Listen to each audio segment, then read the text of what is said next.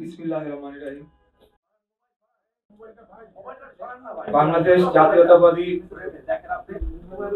Auto rickshaw চালক দলের ব্যানারে আজকে এই অনুষ্ঠানে আমাদের প্রধান অতিথি হিসেবে উপস্থিত আছেন বাংলাদেশ জাতীয়তাবাদী দলের সিনিয়র যুগ্ম মহাসচিব অ্যাডভোকেট রুহুল কবির রিজভী আহমেদ, উপস্থিত আছেন বাংলাদেশ জাতীয়তাবাদী দলের যুগ্ম মহাসচিব অ্যাডভোকেট আব্দুল সালাম আজাদ সহ উপস্থিত মিডিয়ার ভাইয়েরা এবং অন্যান্য যারা অটোরিকশা শ্রমিক, অটোরিকশা চালক দলের যারা রয়েছেন সবাইকে আসসালামু আলাইকুম।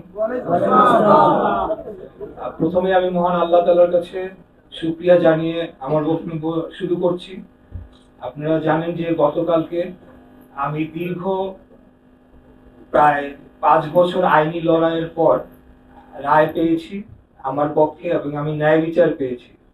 এখানে একটি কথা বলতে হয় যে কেউ বা একটি মহল তারা কিছু হয়তোবা তাদের বোঝার কমতির জন্য এই বিষয়ে তারা তাদের যে মতামত দিচ্ছে সোশ্যাল মিডিয়া সহ বিভিন্ন জায়গায়, সেখানে কিছু তথ্যের ঘাটতি রয়েছে। অনেকে হয়তো মনে করছে যে 5ই আগস্ট 2024-এর পর এই মামলাটি দায়ের হয়েছে বা আমরা হয়তো এর পরে এসে এই প্রক্রিয়াটি সম্পন্ন করেছি। আপনাদেরকে বলতে চাই যে স্থানীয় সরকার নির্বাচনের আইন অনুযায়ী নির্বাচন হওয়ার পরবর্তী 30 দিনের মধ্যে অভিযোগ করতে হয় এবং সেই 30 দিনের মধ্যেই মামলাটি করা হয়েছিল এবং পরবর্তী 180 দিনের মধ্যে এই মামলাটি নিষ্পত্তি হওয়ার আইনি বিধান থাকলেও এখানে বিগত ফ্যাসিবাদী হাসিনা সরকারের আমলে এটিকে বাধাগ্রস্ত করা হয় এবং যে অবৈধভাবে ক্ষমতা দখলকারী তাপস তিনি এই মামলাটি বাতিল করার জন্য হাইকোর্টে এবং লোয়ার কোর্টে চাপ প্রয়োগ করে এবং হাইকোর্টে একটি আবেদন করে এবং মামলাটি শুনানিতে তারা এটিকে বন্ধ করে রাখে। পরবর্তীতে আমরা 5ই আগস্টের পর এই মামলার শুনানি করি এবং যথাযথ আইনি পদক্ষেপ প্রক্রিয়া নিশ্চিত করে আমরা মামলার কার্যক্রম পরিচালনা করি, সাক্ষী শুনানি হয়, আর্গুমেন্ট হয় এবং পরবর্তীতে আমি গতকাল আমার কাঙ্ক্ষিত রায় যেটি সেটি আমি পাই। অতএব এখন যদি আমি আমার ন্যায় বিচার চাই দেশে, তাহলে আমি বিএনপির সদস্য দেখে এখন আমাকে যদি বলা হয় সেটা আমার অন্যায় অপরাধ, তাহলে এই যে বৈষম্য বিরোধী বাংলাদেশ গড়ার যে প্রত্যয় নিয়ে যারা এখন আগামী দিনে রাজনীতি করতে চাচ্ছে আসছে বা অন্যান্য কোনো গোষ্ঠী, তারা যদি আমার প্রতি বৈষম্য করে, আমি যদি ন্যায় বিচার চাওয়ার জন্য যদি এখন অপরাধী হয়ে যাই, তাহলে আসলে এই ক্ষেত্রে আমার কিছু করার নাই, কিছু বলারও নাই, জনগণই সেটার বিচার করবে। আমি এখানে সম্পূর্ণ আমার যে ন্যায় বিচারটি সেটি পাওয়ার জন্য আমি আমার কার্যক্রম করেছি। এই রায়টি হওয়ার কথা ছিল আরো 4.5-5 বছর আগে, 180 দিনের মধ্যে, কিন্তু স্বৈরাচারী শেখ হাসিনার আমলে এই রায়টি আমাকে দেওয়া হয় নাই। এখন আমি আমার আইনি প্রক্রিয়া সম্পন্ন করে রায়টি পেয়েছি। পরবর্তীতে যেটি ইতিমধ্যে আমরা গতকালকে আপনাদেরকে বলেছি যে এটা পার্টির হাইকমান্ড সিদ্ধান্ত নেবেন এবং সবকিছু বিচার বিবেচনা করেই সিদ্ধান্তটি নেওয়া হবে, সেই অনুযায়ী আমার পরবর্তী পদক্ষেপ আমরা নিব।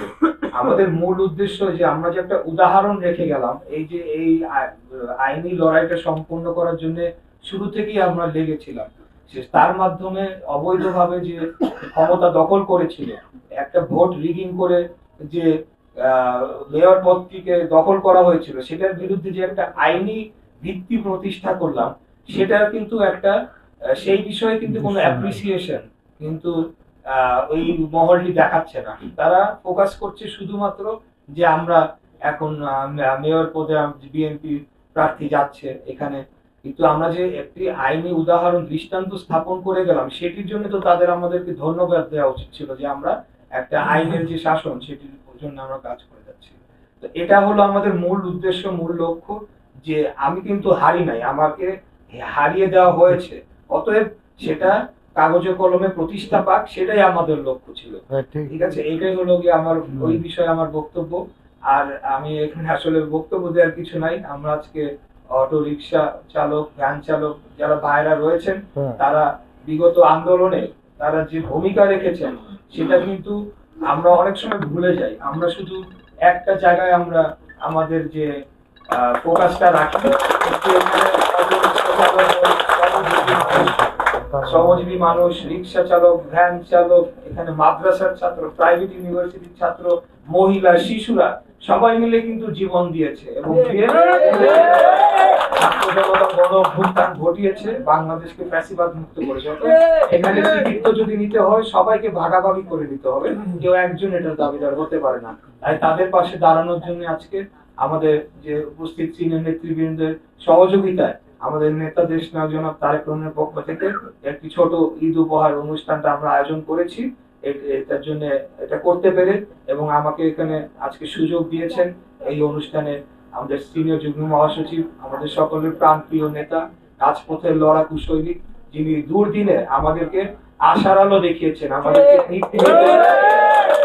আন্দোলনে যিনি আমাদেরকে মানে পরিচালনা করেছেন, সেটা আমি নিজে সাক্ষী। একাধিকবার যখন খুনি হাসিনার সময় আমাদের উপরে একেবারে ক্র্যাকডাউন চালানো হয়, তখন কিন্তু উনি আমাদেরকে বিভিন্ন ভাবে যোগাযোগ করে আমাদেরকে অনুপ্রেরণা জুগিয়েছেন, আমাদেরকে উৎসাহ উদ্দীপনা জুগিয়েছেন। আমরা সেখান থেকে আমাদের আন্দোলন যার যার অবস্থান থেকে ওনার নির্দেশনায়, আমাদের নেতা দেশ নায়ক জনাব তারেক রহমানের নির্দেশনায় আমরা করেছি।